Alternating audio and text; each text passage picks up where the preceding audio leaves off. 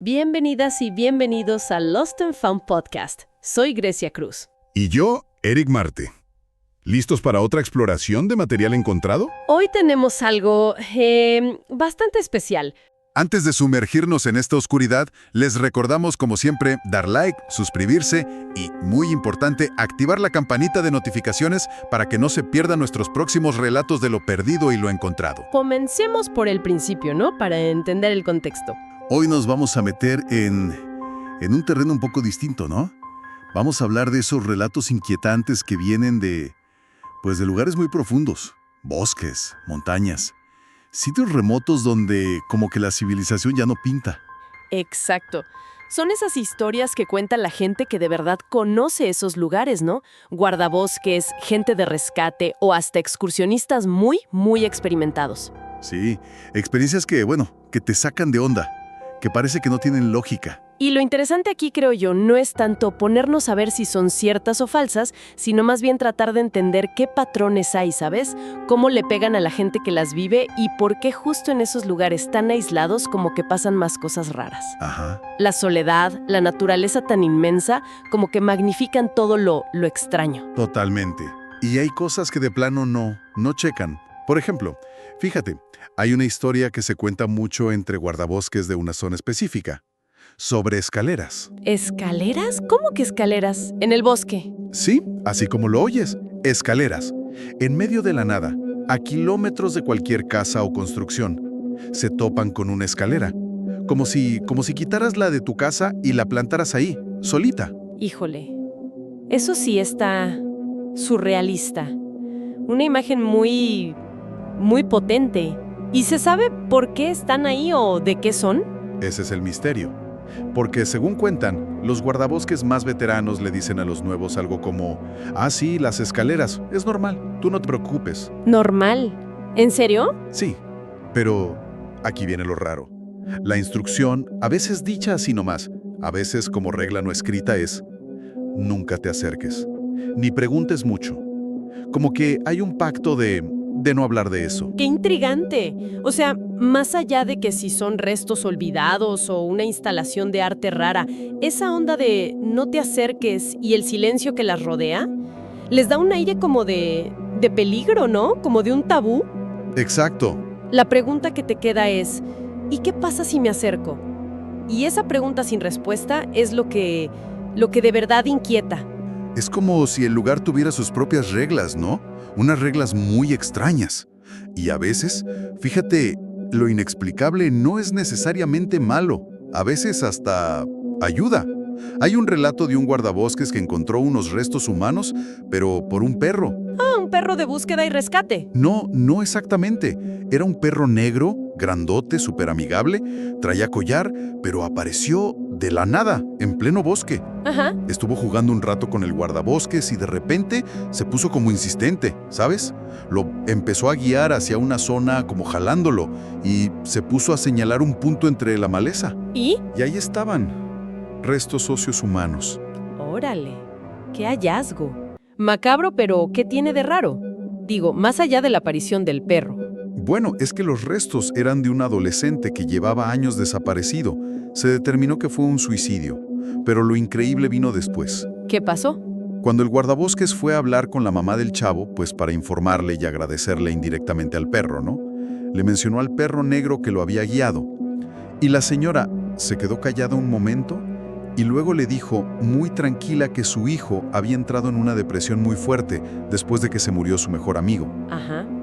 Que era un perro negro, grande, idéntico al que describió el guardabosques.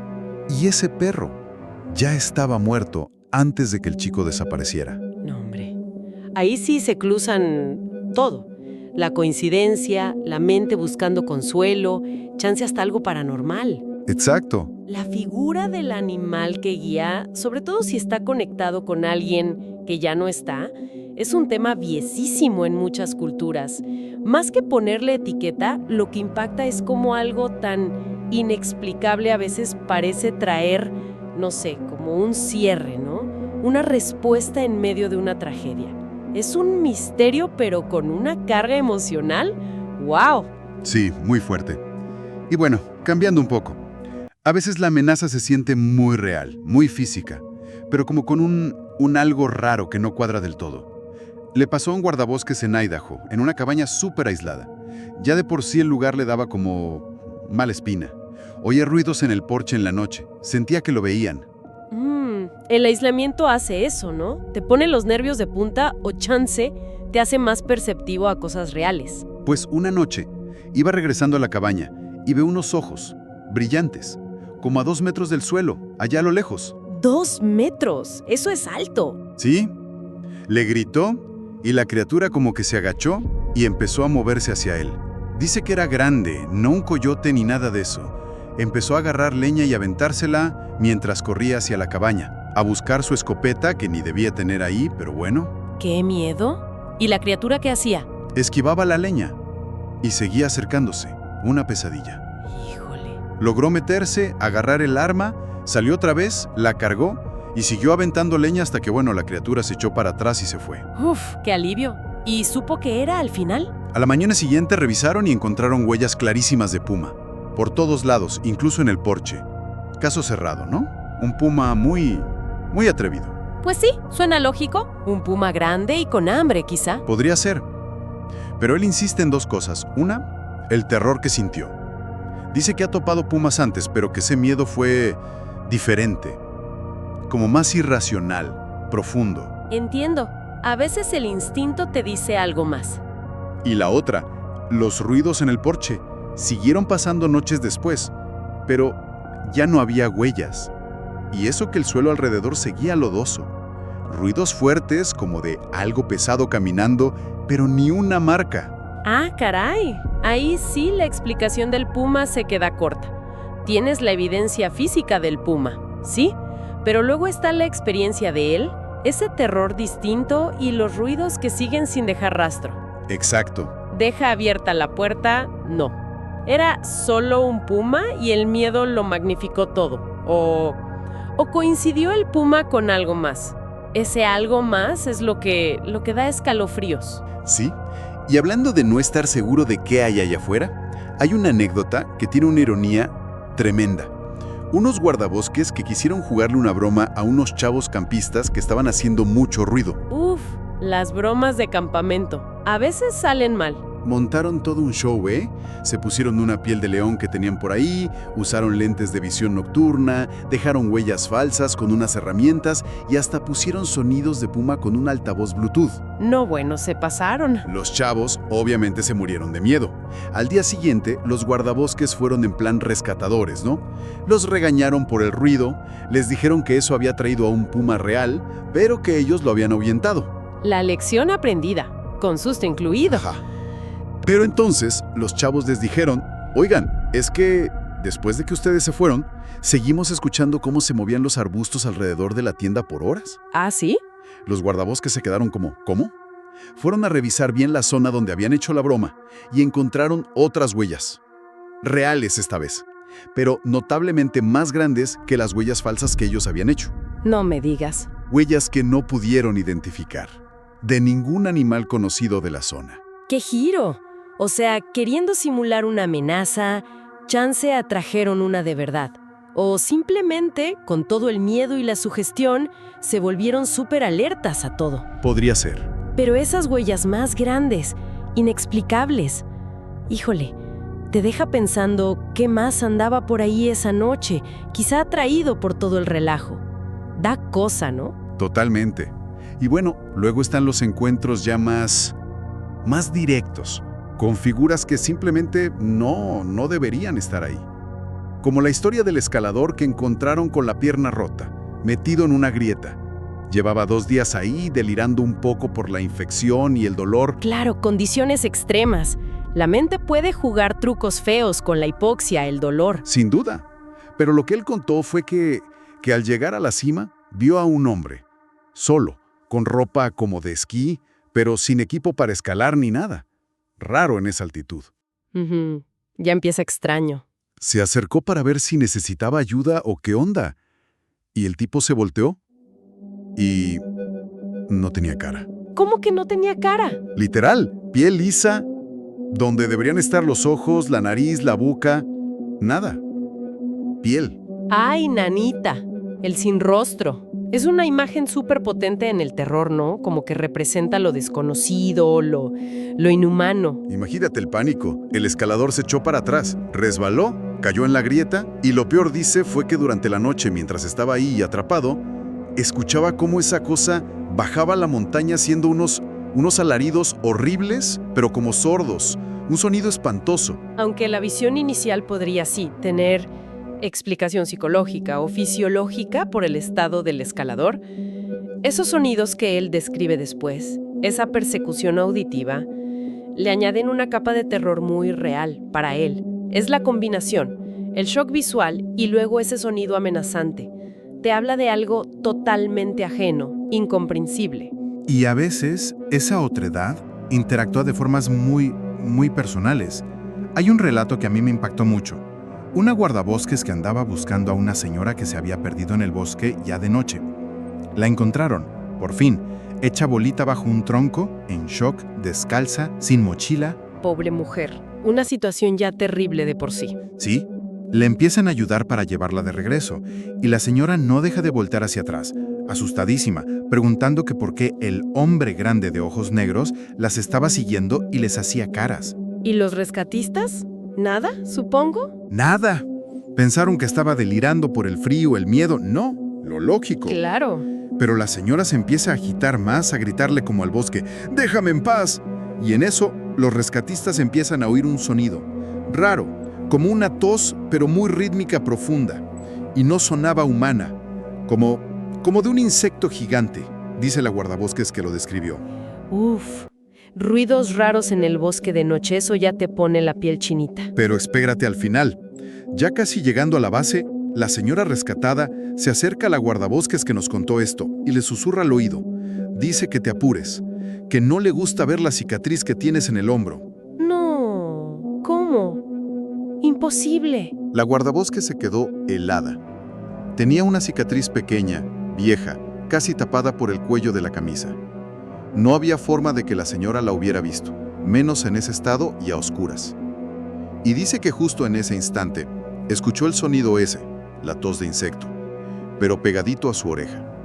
Ay, no. Ese relato sí es brutal, porque mezcla todo, ¿no?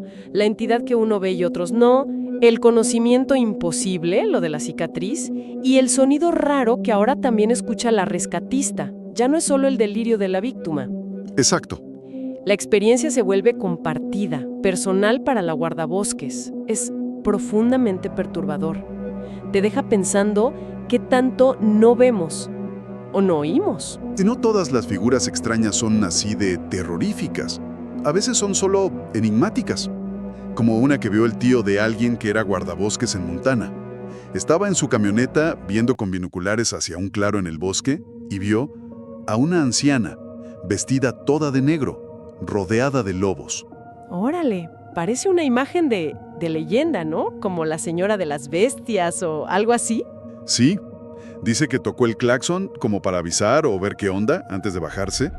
Tardó unos minutos en llegar caminando al claro y ya no había nadie, ni la señora ni los lobos. Se habían esfumado. Así nomás. Así nomás. Pero encontró algo en el suelo, un anillo, de plata con una piedra negra. Dice que todavía lo guarda. ¡Wow! La aparición y desaparición así de golpe y que deje un objeto físico, el anillo, eso es un elemento súper clásico en historias de encuentros con lo férico, ¿no? Con lo sobrenatural.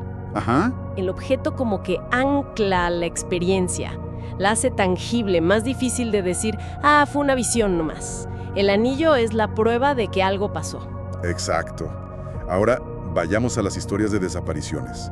Esas son quizá las más angustiantes, porque muchas veces no hay respuesta, no hay cierre. Hay un caso que a mí me parece especialmente desconcertante, sobre un niño muy chiquito. Esas son las peores. Estaba con su familia, recogiendo moras o algo así. Estaba junto a su hermanita. Los papás los pierden de vista, ¿qué será? Segundos. Y el niño desaparece. Segundos en el bosque, segundos son una eternidad. Es aterrador lo rápido que puede pasar algo. Encontraron a la niña bastante rápido. Y ella contó que un hombre oso se había llevado a su hermano. Un hombre oso. Sí, lo describió como alguien muy alto, cubierto de pelo, con una cara rara. Dijo que este ser le dio moras a ella, le dijo que tranquila, que solo quería jugar con el niño, y que lo último que vio fue a su hermanito, muy calmado, sobre los hombros de esta figura. Híjole, y me imagino que buscaron por cielo, mar y tierra. Semanas buscando. Peinaron la zona. No encontraron absolutamente nada. Ni rastro del niño, ni de pisadas extrañas, ni de nada que indicara que alguien más había estado ahí. Nada. Es el choque brutal, ¿no? Tienes el testimonio de la niña, súper específico, hombre oso, le dio moras, se lo llevó en hombros, y del otro lado, la ausencia total, absoluta de cualquier evidencia física. Ajá. Evoca esos arquetipos del hombre salvaje del bosque, pero en un contexto real, trágico. Fue un secuestro muy bizarro. La niña inventó algo para lidiar con el trauma, o pasó. Algo más. La falta de respuestas es lo que lo hace tan pesado, tan persistente. Y hay otras desapariciones que como que desafían la lógica del espacio. Una chica ya más grande, adolescente, que se subió a un árbol muy alto para ver mejor el paisaje. Su mamá y su abuelo la estaban esperando abajo. Ok. Pasaron las horas. Le gritaban, nada. Nunca la vieron bajar. Buscaron por todos lados alrededor del árbol, más lejos, ni rastro. Es como si se hubiera evaporado desde arriba del árbol. Esos casos son particularmente perturbadores.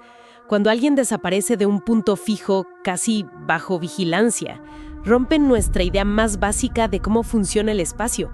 Si no bajas del árbol y no hay rastro abajo, ¿a dónde te pudiste haber ido? Exacto. Te deja con esa pregunta horrible. ¿Hay lugares a donde ir que no están en nuestro mapa? Portales, dimensiones, suena a locura, pero ante la falta de lógica... Te empiezas a preguntar de todo. Y claro, hablando de figuras misteriosas en los bosques, pues no podemos no mencionar los relatos de Sasquatch, ¿no? O Pie Grande, o como le llamen. Hay historias que van más allá del típico vi algo peludo cruzar el camino. Sí, esas historias que se mueven en la línea entre el folclore, la criptozoología y la experiencia personal, a veces muy, muy cercana. Hay un relato de un guardabosques ya retirado. Contaba de un amigo suyo, un ermitaño que vivía muy adentro del bosque. Y este ermitaño le decía que sí, que el Sasquatch andaba por su zona.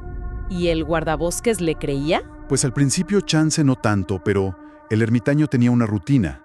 Dejaba comida, fruta, pan, a veces carne, en el balcón de su cabaña. Un balcón alto, como a 3 metros, y sin escaleras para subir por fuera. Ajá, y... Una noche que el guardabosques se quedó allí, oyó ruidos afuera en el balcón. Se asomó con cuidado y vio el recipiente de la comida, vacío. Y dice que vio claramente como 4 dedos muy grandes, gruesos, se soltaban del borde del balcón y desaparecían hacia abajo. 4 dedos, qué detalle tan específico. Sugiere casi una interacción, ¿no? Una costumbre, como dejarle una ofrenda. Exacto. Y hay otra historia, esta de Canadá. Una mujer que trabajó como supervisora de un bosque por 30 años. Ella afirmaba que los veía seguido. Los describía como seres inteligentes, pero muy tímidos, sobre todo con los adultos. Inteligentes y tímidos, no es la imagen del monstruo que a veces pintan. Para nada. Ella decía que como que convivía con ellos desde que era niña, y hasta le advirtió a una persona que quería empezar a hacer minería por ahí, le dijo, no los molestes. Esta persona, que era súper escéptica, dice que después de eso, vio a una hembra Sasquatch cerca de la zona. Lo interesante de estos relatos de gente que vive ahí mucho tiempo, más allá de si uno cree o no en la criatura, es esa consistencia en ciertos rasgos, la inteligencia, la timidez, una presencia que a veces se siente más de lo que se ve. Sí. Como que contrasta mucho con el pánico de los encuentros casuales. Sugiere una relación quizá más compleja con el entorno, de coexistencia, que se nos escapa totalmente. Y bueno, para no dejar de lado la dimensión humana, aunque sea muy triste, hubo un caso de un guardabosques, que también era geólogo, que ayudó a una pareja ya mayor. Querían encontrar el lugar exacto donde se habían comprometido hacía décadas, en medio del parque. Ah, qué bonito detalle. Sí, los ayudó a encontrar el sitio. Pero dice que al dejarlos ahí solos, tuvo un mal presentimiento. Algo no le latió bien. La intuición. A veces, en esos lugares tan solos, es muy fuerte. Pues sí, La pareja no regresó esa noche. Al día siguiente fueron a buscarlos y los encontraron muertos, abrazados a la orilla de un riachuelo cercano a ese lugar especial. Ay, qué tristeza. ¿Qué pasó? Se descubrió después que la esposa tenía un cáncer terminal. Habían planeado, pues, un último acto juntos, en ese lugar que significaba tanto para ellos. Un suicidio doble. ¡Qué fuerte!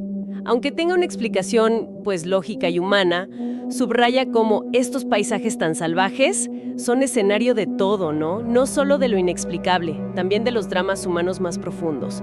La naturaleza como testigo silencioso de ciclos de vida y muerte. Sí, totalmente.